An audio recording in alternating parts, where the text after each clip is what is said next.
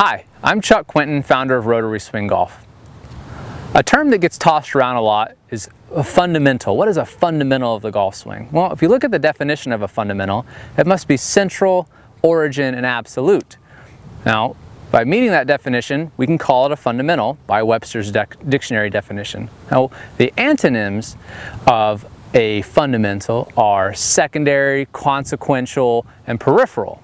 So let's take an example of the golf swing that is often called a fundamental, but actually, by definition, it simply can't be. Swing plane. Swing plane, if we look at it, we can basically talk about the plane, imaginary plane that the club swings on, whether you're talking about the center of gravity of the club face or the club shaft. Not important for our discussions right now, because swing plane can't be a fundamental because by definition it is consequential to how the body moves. It happens in the peripheral and it's completely dependent on what I do with my body. Now you notice I used all three antonyms there to describe swing plane, so it's a pretty good bet. By definition it cannot be a fundamental. I'm not saying swing plane is not important, but it happens when you move the origin, the central, the absolute. You move the body, the center, correctly, and the swing plane will happen automatically, believe it or not. And by definition, that's what you should really be working on. If you're going out and working on your golf swing, you want to work on fundamentals. You want to get the fundamentals down first and anything else you've ever learned. That's what you've always started with, right? You learn the fundamentals.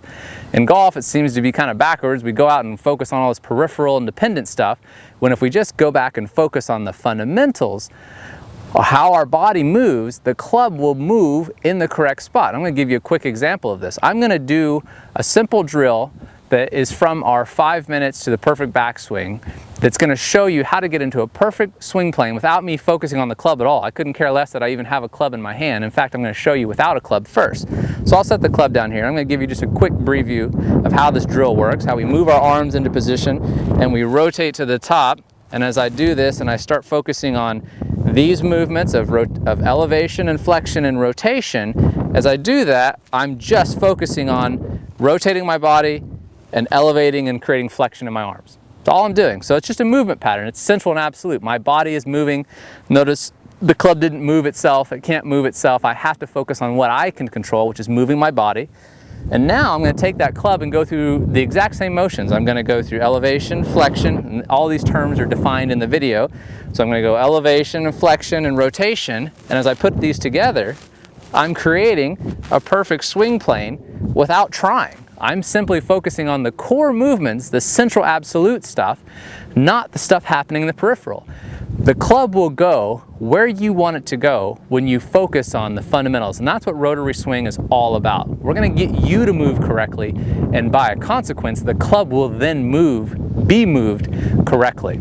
So take a look at this 5 minutes to perfect backswing video. It'll completely change the way you think about